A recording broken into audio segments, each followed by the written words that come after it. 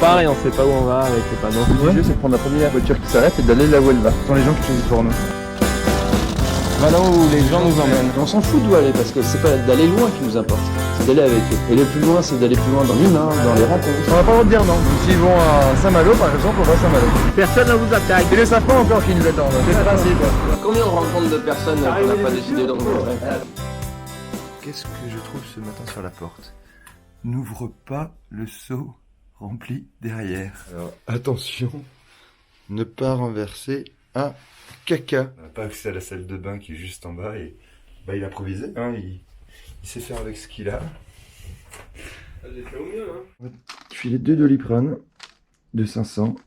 Nous vous prions de bien vouloir patienter. Le secrétariat est prévenu de votre appel.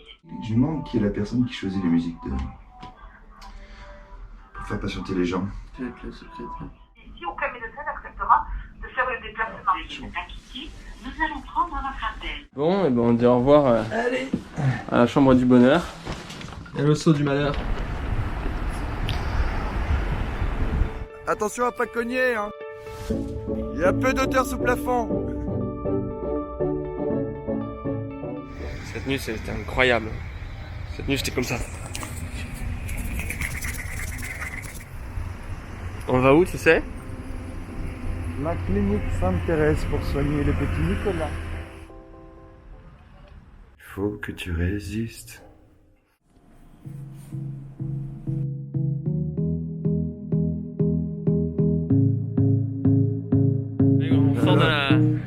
On sort de la polyclinique. Niveau énergie, ça va. Il m'a envoyé faire une prise de sang, plus un petit cadeau de coton-tige dans le nez. Ça me faisait rire et pleurer en même temps. On va chez Patrick. Patrick, on l'a rencontré hier aussi au bar en dansant. Et Patrick, il nous a proposé de prendre un petit déj chez lui, mais avec les péripéties de cette nuit, on n'a pas pu le prendre. Donc on l'a appelé pour s'excuser. Donc on va aller déjeuner chez lui parce qu'il nous a quand même invité à déjeuner. Et on va manger quoi, thaïlandais? Vietnamien ou thaïlandais. À l'ancienne. Oulala, il y a un banc de requins.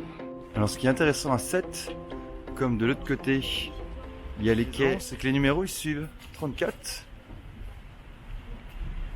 35, etc. etc. Ok, on la porte. Celle-ci? Très bien. Celle-là, ouais.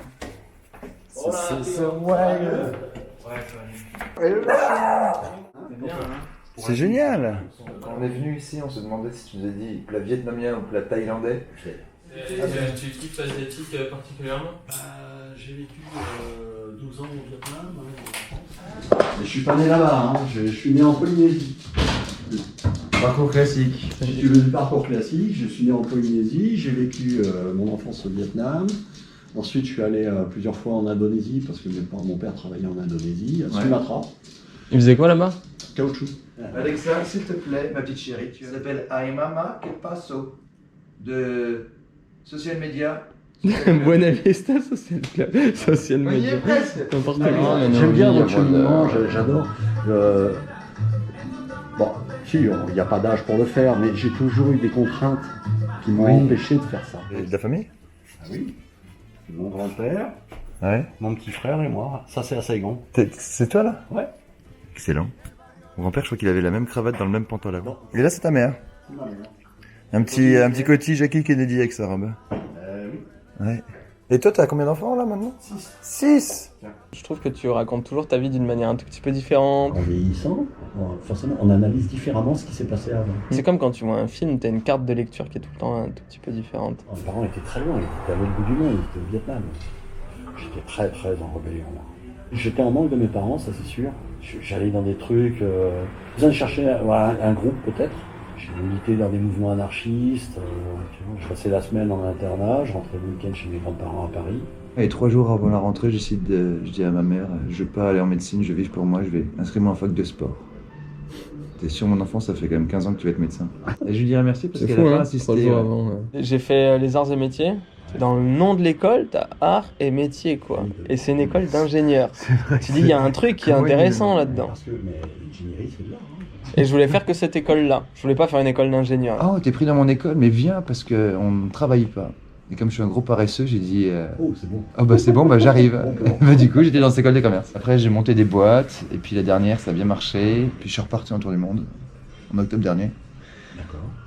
Ça a duré 8 mois. Je pense que c'est la chance que j'ai eue d'avoir des enfants d'un deuxième mariage.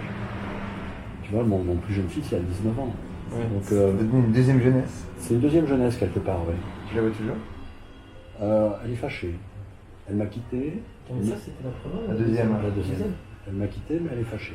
Et puis pendant le confinement, j'ai écrit un bouquin, c'était mon 3e, sur l'histoire d'amour entre un enfant et sa mère bipolaire. Toujours avec des valeurs, tu vois, comme il dit souvent, faire des compromis sans se compromettre. Ce projet-là, on va voir où ça mène. Ça mènera plus loin. Ben oui. Puis de toute façon, du moment où... regarde, on est en France, on a une éducation, on a une tête bien faite, on a les principes, les valeurs. Ouais.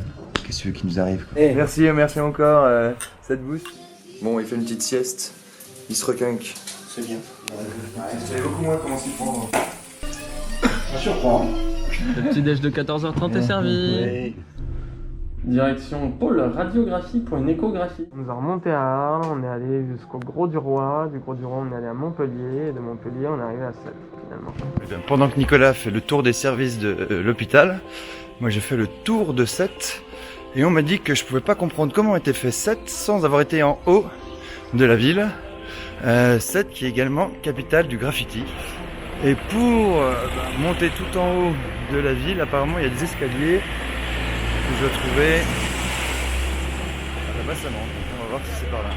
On va arrêter un tout petit peu l'action. On a la chance d'être hébergé et de savoir où on dort déjà ce soir. Ça, c'est super. Effectivement, il y a un peu d'escalier. Patrick il habite par là. J'ai un peu l'air du mec qui a les cheveux tout ébouriffés et qui a passé une drôle de nuit. Merci. Présentez votre carte. Et on a rencontré notamment une fille qui organisait des caravanes de théâtre de rue avec Manu Chao. Donc elle nous a hébergés chez elle hier. Là, on est avec un mec qui a grandi en Indochine, qui a vécu la guerre avec les Américains quand il était petit. Ça dure depuis quand? Lundi midi. Ah ouais. Ouais. Pour moi, lundi midi, c'était il y a une semaine.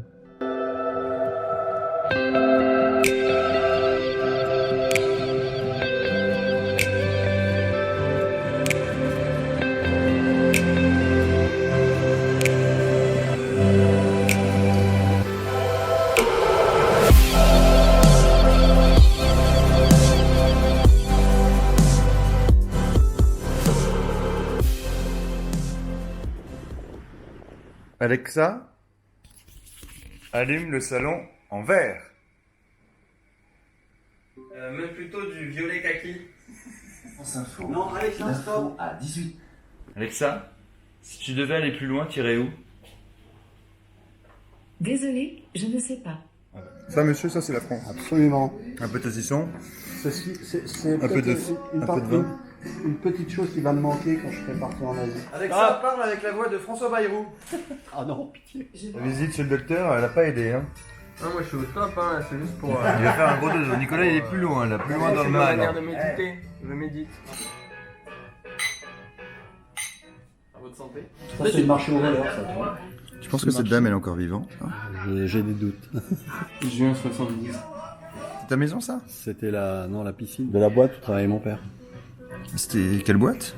La SIPH, Société Indochinoise de Plantation d'EVA. Et un type qui m'appelle comme ça un jour, j'appelle mes parents, c'est qui Georges? C'est un cousin, je t'expliquerai. C'est, je vois ce grand gaillard, puis il fait, bon, je peux plus attendre, il faut que je te montre quelque chose. Et il me sort mon extrait de naissance. Voilà, ça c'est le mien. Je regarde. Mère. Ah mère. Comme les frères. Ah. Ma mère avait commencé très jeune à avoir des enfants.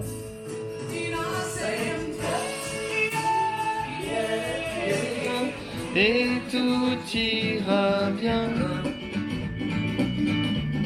Le vent l'emportera. L'arrivée du clavier, quoi. Dans le salon.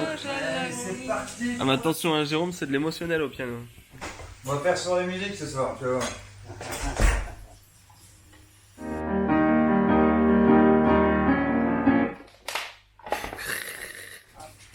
Monsieur a tout un attirail d'harmonica. Eh oui, Tu fais de la contrebande d'harmonica, mais ils ont tous un son différent. Bah oui, forcément. Hein. Bah, j'en sais rien, moi, des fois que t'aies peur d'en perdre un et qu'elles soient tous les mêmes. Non.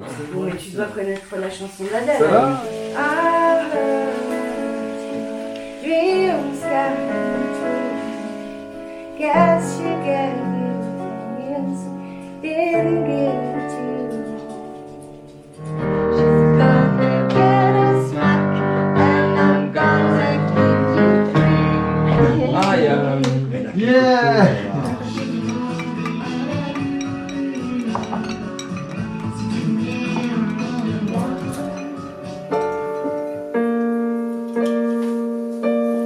J'aime aussi la violence. Dis-moi ce que tu penses de ma vie. Waouh!